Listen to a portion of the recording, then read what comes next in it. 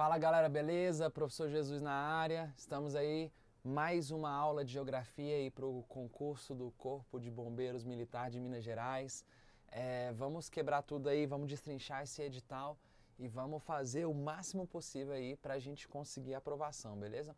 Na aula de hoje nós vamos falar um pouquinho sobre a qualidade de água, terminando esse tópico de água, né, que está bem no início do seu edital. E já vamos entrar em mineração, beleza? Inclusive mineração, se vale a profecia, né? Se você acredita, eu particularmente acredito muito que há uma grande chance de cair alguma questãozinha, tá?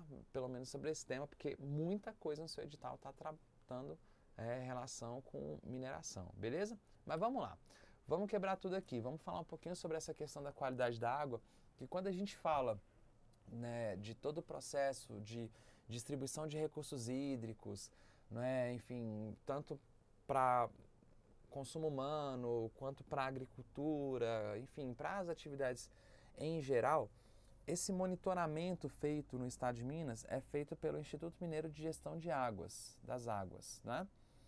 E quando a gente fala desse processo, né, desse monitoramento, é necessário, não é, constantes inspeções sanitárias, né? Inspeção sanitária.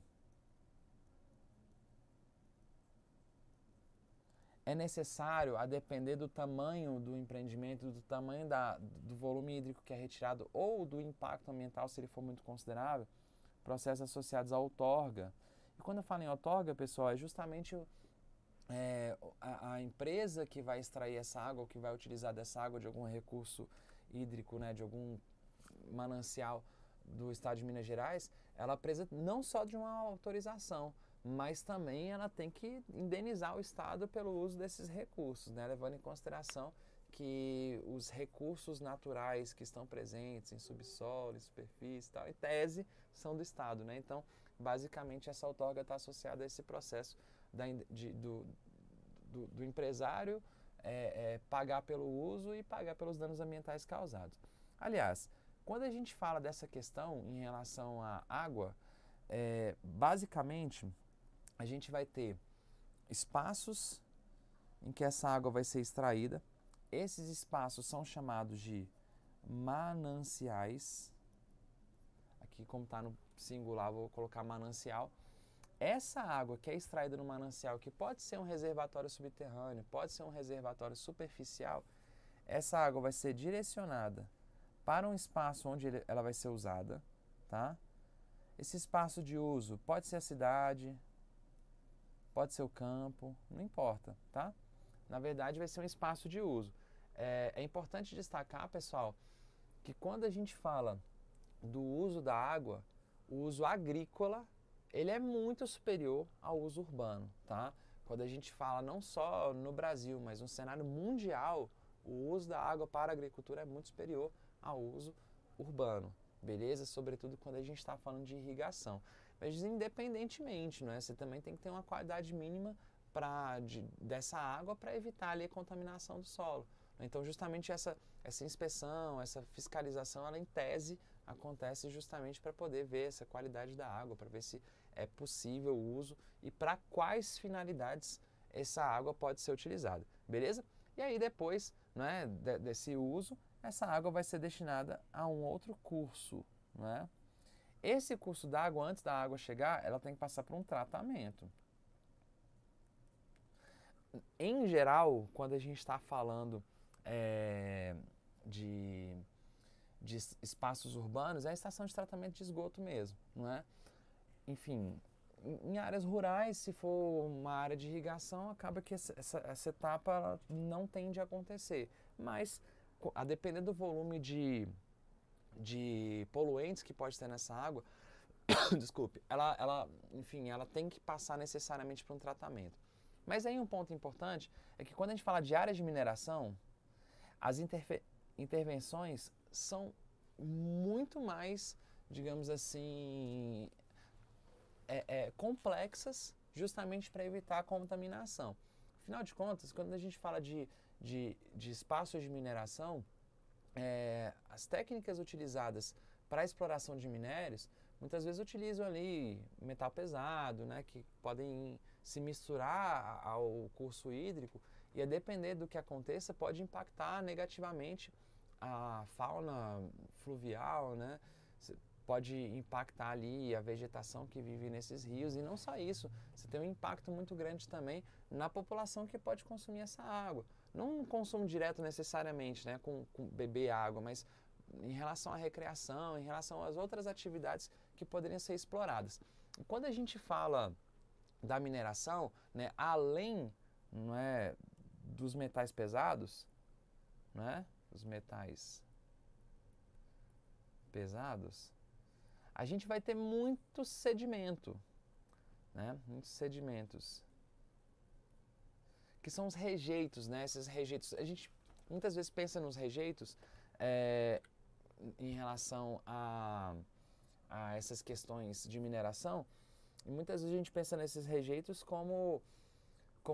apenas como os metais pesados, mas boa parte dos rejeitos, né, estão associados a materiais que os mineradores vão chamar de estéreis, né? São aqueles materiais que não têm ali um potencial econômico grande e que você vai ter ali sedimentos. Quando eu falo em areia, falo em argila, falo em silt, ou seja, pequenos fragmentos de rocha e que formam uma espécie de lama, né? Porque afinal de contas, boa parte desses rejeitos, quando são retirados, eles são retirados misturados com a água. Então, esse material ele tem que ser destinado, enfim, de uma forma adequada. Grande parte das vezes esses rejeitos são destinados para áreas de barragens, não é? As barragens de rejeitos de mineração. Inclusive, quando a gente lembra, né, de Brumadinho, né, um caso muito emblemático da história recente de Minas Gerais, a barragem que se rompeu foi uma barragem de rejeitos. Tá? E talvez vocês se recordem, não é, desse desastre ambiental que aconteceu. O que desceu em grande volume foi uma grande lama, né? Um grande material particulado ali, misturado com um pouco de água, desceu e acabou atingindo grande parte do município, né? E acabou destruindo casas, impactando áreas de produção mineral, impactando áreas relacionadas ao turismo, relacionadas à produção agrícola. Os rios foram muito impactados, afinal de contas, quando você tem esses sedimentos descendo o principal curso d'água, não é, você tem ali um forte processo de assoreamento. Olha só, para a gente entender melhor, quando eu falo em assoreamento, eu falo justamente assim, imagina que tem um vale do rio, esse vale do rio tem aqui, né, o seu fluxo, né, digamos aqui, tem um volume de água, e quando eu falo em assoreamento, eu falo justamente nesses sedimentos que vão ocupando o fundo desse rio. Conforme esses sedimentos vão ocupando o fundo desse rio, ele vai soterrando algumas coisas, né? Sobretudo vegetais que estão ali presentes. Então, você tem uma redução, por exemplo, da produção de fotossíntese, você tem ali uma redução de alimento para o peixe, né? E o rio ele vai ficando cada vez mais espalhado, né? O vale deixa de ter esse formato de V, esse formato de U, e acaba, enfim, ficando cada vez mais plano. Então, a navegação ela é impactada, as atividades econômicas associadas à exploração desse rio é compactada. Então, assim, é impactada. Então, quando a gente fala de áreas de mineração especificamente, a gente está falando justamente de áreas que precisam ainda mais dessa atenção para evitar desastres em larga escala, né? Afinal de contas, inclusive quando a gente fala em Minas Gerais, como nós estamos falando de uma região que está muito próximo da nascente de muitos rios, se o alto curso é impactado, o que vem na frente é impactado também. Não é? Então, por exemplo, quando teve ali a questão de Brumadinho, ou também de Mariana, né, que foi um pouco antes, você via ali que todo o fluxo de água, não é, dos rios afetados, até chegar na foz, até chegar no oceano, tiveram algum tipo de problema de atividade. É claro que quanto mais distante do epicentro do problema, o dano vai sendo um pouco menor. Não é? Afinal de contas, na área de ocorrência do problema ambiental em si, você vai ter ali, enfim, muito mais complicações, porque esse material vai sendo diluído, né, conforme você vai avançando no fluxo do rio. Mas, sem dúvida alguma, a gente pode falar de um impacto que é muito difícil de ser revertido, um impacto que gera uma série de problemas tanto em aspectos sociais quanto em aspectos econômicos. Beleza, galera? Então, em relação a essa questão é importante. Aí, basicamente, né, em áreas de mineração, há necessidade de controle de infiltração dessa água, porque afinal de contas, se eu tenho um material, né, sobretudo em áreas onde vai ser destinado ali o metal pesado, que pode contaminar o solo, então antes de fazer a barragem que vai ser utilizada para segurar esse material, pode ser necessária a impermeabilização desse solo, para evitar a infiltração de algum material que seja nocivo, não só ao solo, né, mas também aos lençóis freáticos. Então, nesses espaços, essa qualidade da água tem que ser analisada de uma maneira mais, digamos assim, mais atenta. Beleza, galera? Bacana? Pois bem, indo para a próxima parte aqui da nossa aula, a gente vai entrar na mineração em si. Pessoal, quando a gente fala da mineração, sem dúvida alguma, a gente vai ver dois estados com destaque. Esse estado aqui, que é o estado que a gente está, né, em debates, vamos fazer diferente, vamos botar aqui, ó, esse estado aqui e esse estado aqui. Minas Gerais e Pará são os dois estados do Brasil com maior produção de minerais metálicos, tá certo? Eu estou dando destaque para o mineral metálico, não que os minerais não metálicos não sejam importantes, tá? Também tem exploração de minerais não metálicos, como por exemplo, a gente vai ter exploração de calcário, exploração de mármore, quartzito, mas quando a gente fala em aspectos econômicos, os minerais metálicos têm um peso muito maior, tá?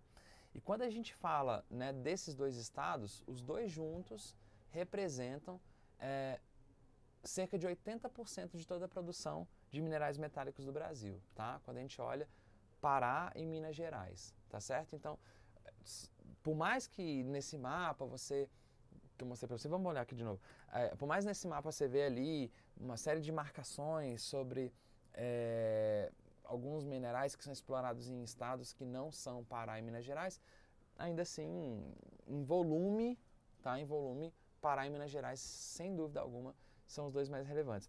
E Minas Gerais tem um histórico até mais antigo em relação a esse tipo de atividade. Né? Quando a gente fala de mineração no estado de Minas Gerais, a gente volta lá nas aulas de história, né? No século XVIII, quando tem o ciclo do ouro, né? Que nas aulas de história certamente vocês aprofundam muito mais nesse assunto, mas aqui nessa região de Minas Gerais foram muito encontrado ouro nas proximidades dos rios, tá? Inclusive, quando a gente fala dessa mineração histórica, lá do século XVIII, do século XIX, havia uma forte tendência a essa mineração ser a partir da extração do que nós chamamos de ouro de aluvião. Tá? Inclusive, para a gente poder pegar vocabulário, que vocabulário é importante, toda vez que você ouvir falar na palavra aluvião, é algo que está associado ao rio. Tá? Por exemplo, eu ouvi falar em sedimento de aluvião, é um sedimento trazido pelo rio. Né? Solo de aluvião, é um solo formado por materiais que foram trazidos pelo rio. Ouro de aluvião, é um ouro que foi trazido pelo rio. Então, na verdade, imagina que tem uma estrutura geológica que tem ali características favoráveis à formação de ouro, não é? Teve formação de jazidas em eras geológicas passadas e por conta do fluxo hídrico que vai gerando processos erosivos, né, vai fragmentando essa estrutura, essa pepita ela vai ser desprendida e vai sendo carregada. E aí, galera, olha só o que acontece. Em alguns lugares, os rios apresentam algumas curvas. Tudo bem? Os rios apresentam curvas. É nessas curvas, especificamente na curva fechada do rio, ou seja, nesse pedacinho aqui da curva fechada, nesse pedacinho da curva fechada, que a galera, desculpe aí, gente, que a galera faz o garimpo, né? O que fazia o garimpo lá no contexto do ouro de aluvião. Por quê, professor? Imagina o seguinte, imagina que a água do rio passou numa estrutura que tem ali a presença de ouro. Poderia ser outro metal, tá? Mas ouro, pelo seu valor econômico, ele acabou recebendo uma atenção um pouco maior. E aí, com essa água passando, imagina que algumas pepitas foram desprendidas, tá? E essa água vem vindo. Quando o rio faz a curva, se você parar para pensar, em tese, por inércia, esse rio deveria seguir o seu trajeto reto. Mas como o relevo obriga o rio a fazer curva, as águas elas vão com mais força pela curva aberta do que pela curva fechada. Professor, não entendi. Imagina que você está descendo um toboágua num parque aquático, um toboágua com curva. Você está descendo esse toboágua e de repente o toboágua faz uma curva. O seu corpo, por inércia, deveria seguir reto. Só que por conta da curva do toboágua, o seu corpo acaba fazendo uma curva. Não é? Você acaba indo junto. Mas perceba, seu corpo faz a curva muito mais aberta do que fechada. Porque em tese, né, vou até pegar aqui, em tese, imagina que esse rio está seguindo nesse sentido. Em tese, a água deveria continuar nesse sentido. Só que como a curva do rio obriga a água a fazer esse desenho, a água vem com mais força nessa margem aberta e menos força na margem fechada. A margem aberta ela vai gerar muita erosão, né, retirada de fragmentos, né? Enfim, já a margem fechada, essa margem aqui, que está de verdinho, vai ser a margem de sedimentação, ou seja, se a água está vindo com menos força, os fragmentos, né, os sedimentos que estão vindo junto com o rio, vão acabar se depositando nesses espaços. Se uma pepita está vindo, ela vai se depositar sempre na margem fechada. Então, são esses espaços dos garimpos. Então, quando a gente fala lá da mineração, no século XVIII, século XIX em Minas Gerais, era basicamente esse ouro de aluvião, esse ouro do rio. Só que gradativamente, não é, esse ouro mais superficial, ele vai ficando cada vez mais escasso. E ele ficando cada vez mais escasso, esse garimpo, né, relacionado ao ouro de aluvião vai diminuindo. E conforme a gente vai tendo ali avanços tecnológicos em relação à extração de minérios, você começa a ter um aumento da extração de ouro em veios, tá? Quando eu falo em extração de ouro em veios, ou de outros metais, tá? Poderia estar falando do ferro, poderia estar falando de manganês, até mesmo do nióbio, que é um destaque muito forte para o estado de Minas Gerais. Aí você vai ter ali uma extração que vai utilizar muito mais técnicas avançadas, vai utilizar um maquinário mais forte, vai usar explosivos muitas vezes, né? Porque afinal de contas, se eu estou falando de uma estrutura geológica maciça, que está mais né, em áreas mais profundas, uma rocha mais resistente, você precisa ali de algumas estratégias para conseguir fragmentar essa estrutura e conseguir explorar o recurso mineral. Né? Então, mas isso a gente vê muito mais essa mineração industrial que já vem no século XX, né? Principalmente pós-criação da Vale do Rio Doce, lembrando que o Vale do Rio Doce não é mais Vale do Rio Doce, né? Agora é só Vale, que era uma empresa estatal criada no governo Vargas e que foi privatizada nos anos 90, né? Mas que tem ali a sua origem no estado de Minas Gerais, justamente em busca dessa extração desse tipo de recurso mineral. Beleza? Mas professor, por que Minas Gerais é um estado que tem esse potencial tão grande em relação à exploração de metais? Gente, eu trouxe aqui para vocês um mapa que mostra mais ou menos aqui as estruturas geológicas do estado. E assim, quando a gente fala de uma estrutura geológica propícia à extração de mineral metálico, nós falamos de uma estrutura cristalina, que a gente também pode chamar de maciços antigos. Essas estruturas, de via de regra, são desse período chamado de pré-cambriano. Quando eu falo em período pré-cambriano, eu falo em estruturas bem antigas, tá? Estou falando de estruturas geológicas de mais de 800 milhões de anos atrás. Aliás, quando a gente fala em áreas de mineração, no mundo, existem duas possibilidades. Ou a mineração de mineral metálico, tá, pessoal? Ou a mineração vai acontecer em áreas de dobramentos modernos, que são áreas montanhosas, ou áreas que têm choques de placas tectônicas. Como o Brasil não está no limite tectônico, isso não vai acontecer no Brasil. Ou em áreas que são de escudos cristalinos ou maciços antigos. São espaços que já tiveram tectonismo ativo em eras geológicas passadas, mas esse tectonismo não acontece mais. Aqui no Brasil, mais ou menos 1/3 do território nacional tem essa característica de ser escudo cristalino, que é uma característica favorável à presença de jazidas de minerais metálicos. Mais ou menos 1/3. Ou seja, a maioria do Brasil é de outra estrutura, uma estrutura chamada bacia sedimentar. No estado de Minas, olha só, no estado de Minas, os terrenos que são fanerozoicos são terrenos mais recentes, geologicamente falando, tá? Que vão apresentar as bacias sedimentares que são de amarelo. Olha só como tem poucos espaços com destaque para bacia sedimentar, não é? A maioria do destaque em relação ao território de Minas Gerais são estruturas mais cristalinas. E aí eu vou dar um destaque especial para esse pedaço aqui, tá? É uma região conhecida como quadrilátero ferrífero. E o quadrilátero ferrífero, pessoal, é uma área, enfim, que é a área mais famosa em relação à exploração de metais no Brasil, não é? Quando você pensa, por exemplo, no próprio ciclo do ouro, ele teve uma participação considerável nessa região, mas que acabou ganhando o nome de quadrilátero ferrífero só nos anos 1900 por conta da grande presença de jazidas de ferro nessa região. Aliás, Minas Gerais é o estado que mais explora ferro no Brasil, tá? No contexto mineral mesmo, de exploração, mais uma vez, Minas e Pará estão ali pau a pau, não é? Durante a maior parte da história brasileira, Minas Gerais foi o estado de maior exploração de metais.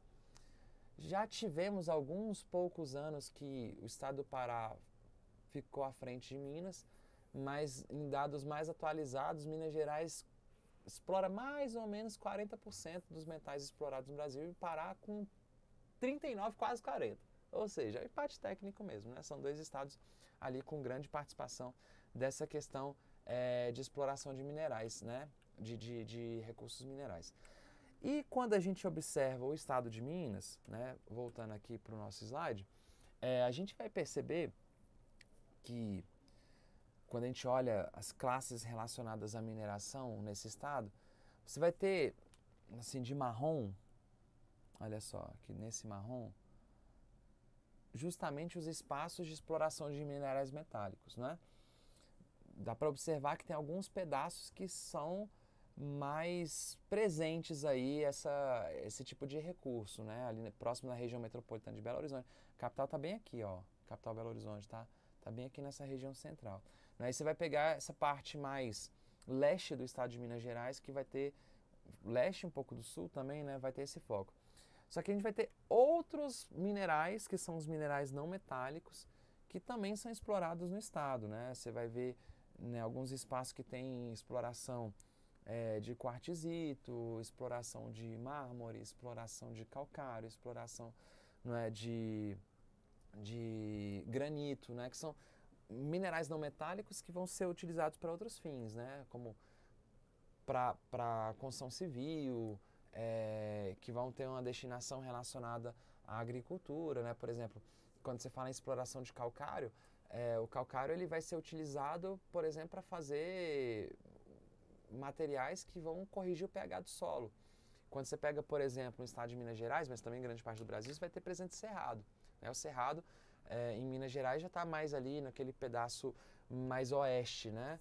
Mais próximo do Goiás, uma partezinha próxima da Bahia, próximo ao Distrito Federal, e que o cerrado, ele apesar de ser um espaço de muita produção agrícola, né, das monoculturas, a produção de soja, por exemplo, produção de milho, é um solo ácido, então você precisa de uma correção desse pH, e o calcário é utilizado nesse aspecto, né? O quartzito, o mármore, muitas vezes vai ser utilizado na construção civil, na construção de bancada, construção de soleira, enfim, construção de algumas estruturas que enfim, vão ter usos diferentes dos minerais metálicos. Beleza, galera? Então, só para a gente ir fechando esse bloco, vamos voltar aqui para os nossos slides e vamos dar só uma olhada aqui nesse gráfico que vai mostrar os principais minerais metálicos explorados no estado de Minas Gerais, beleza? Em porcentagem, tá? De processos de mineração, tá? Então você vai ter aqui um destaque especial para o ferro, tá, gente? O ferro que cerca de 1/3 da exploração de metais, um pouco mais de 1/3, né, de Minas Gerais vai ser destinado para esse metal especificamente. Quando a gente fala do ferro no Brasil, Minas Gerais é o estado de maior destaque. A gente vai ter o ouro também com destaque muito forte. No edital de vocês, além do ferro e do ouro, é citado o manganês e é citado também o nióbio, tá certo?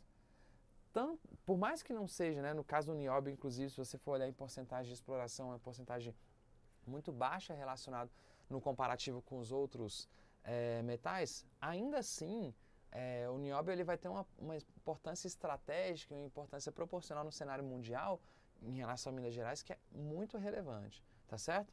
A gente vai dar uma parada nesse bloco, a gente vai parar por aqui. No próximo bloco, a gente vai falar um pouquinho, de forma um pouco mais específica, sobre esses 4 metais em relação a Minas Gerais, né, algumas características importantes. A gente vai falar um pouco mais dos minerais não metálicos que são explorados e a gente vai seguir aí no nosso barco, beleza? Valeu, galera, bons estudos aí, um grande abraço, fiquem com o Pai e até a próxima aula. Valeu!